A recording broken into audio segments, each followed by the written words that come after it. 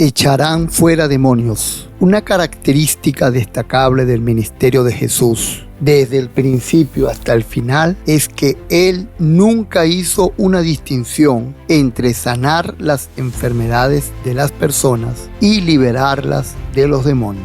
Marcos 1, 32 al 34 dice: Cuando llegó la noche, luego que el sol se puso, le trajeron todos los que tenían enfermedades y a los endemoniados, y toda la ciudad se agolpó a la puerta, y sanó a muchos que estaban enfermos de diversas enfermedades, y echó fuera muchos demonios. Las personas venían a Jesús buscando sanidad para sus dolencias, pero a muchos de ellos se les echó fuera demonios. Muchas de las dolencias que tenían las personas eran causadas por demonios. En Marcos 1:39 dice: y predicaba en las sinagogas de ellos en toda Galilea y echaba fuera los demonios. La expulsión de demonios era una parte tan normal del ministerio de Jesús como lo era la predicación.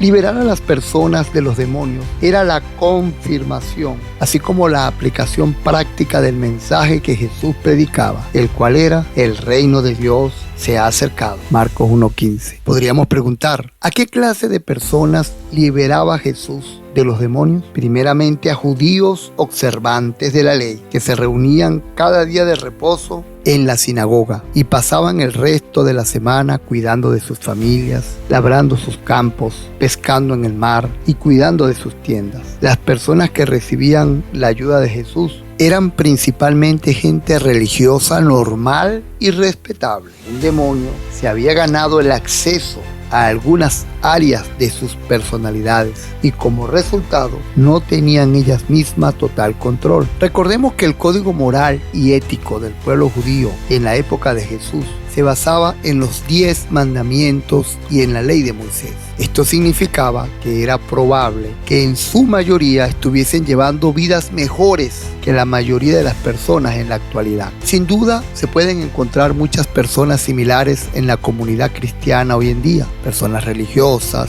buenas y respetables, que frecuentan la iglesia y, sin embargo, son como los judíos observantes de la época de Jesús. Algunas áreas de su personalidad han sido invadidas por demonios y como resultado no tienen todo el control. Seguramente necesitan liberación en igual medida que las personas a quienes Jesús ministró. En Lucas 13:32 leemos: Cuando los fariseos advirtieron al Señor que Herodes quería matarlo, Él les dejó claro que su ministerio práctico a los enfermos y endemoniados debería continuar inalterable hasta el final. Les dijo: id y decid a aquella zorra: he aquí echo fuera demonios y hago curaciones. Hoy y mañana y al tercer día termino mi obra.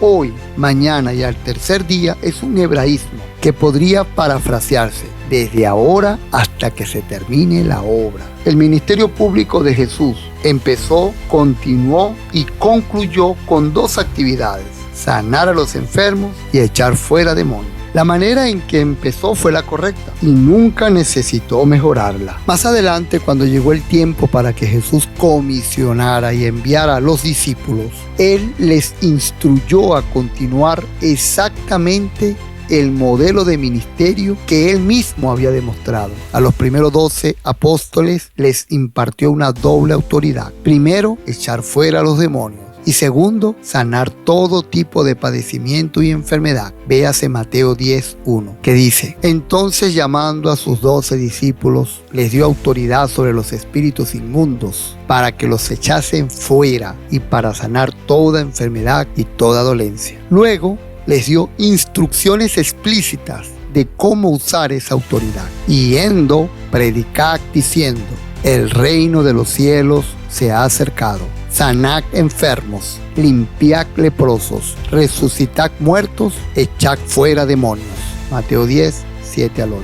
Marcos nos da una breve descripción de cómo los discípulos llevaron a cabo su tarea. Leemos: y echaron fuera muchos demonios y ungían con aceite a muchos enfermos y los sanaban. Marcos 6:3. Así que echar fuera demonios entonces no era un extra opcional. Luego de su resurrección, Jesús, una vez más, comisionó a sus discípulos, pero ahora extendió su ministerio al mundo entero. Él prometió que 5 señales sobrenaturales atestiguarían a los que creyeran. La primera señal es: en mi nombre echarán fuera demonios. Vea Marcos 16:17. En Mateo 28, 19 al 20 se da otro relato de la comisión final de Jesús a sus discípulos. Dice así: por tanto, id y haced discípulos a todas las naciones, bautizándolos en el nombre del Padre y del Hijo y del Espíritu Santo, enseñándoles que guarden todas las cosas que os he mandado.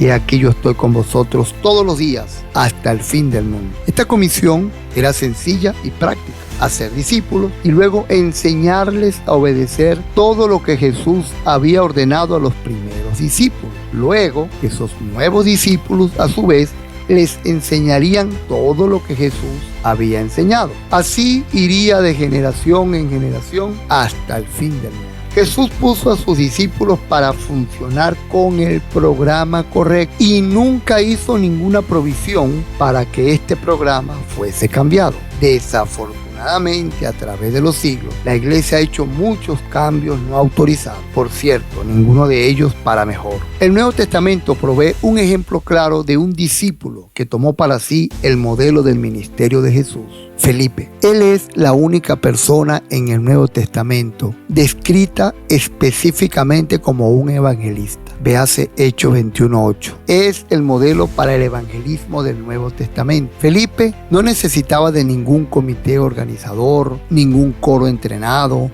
ningún auditorio alquilado. Las multitudes se reunían para escucharlo por una única razón: la dramática demostración del poder sobrenatural de Dios. En Hechos 8, del 6 al 7 leemos: y la gente unánime escuchaba atentamente las cosas que decía Felipe, oyendo y viendo las señales que hacía, porque de muchos que tenían espíritus inmundos salían estos dando grandes voces, y muchos paralíticos y cojos eran sanados.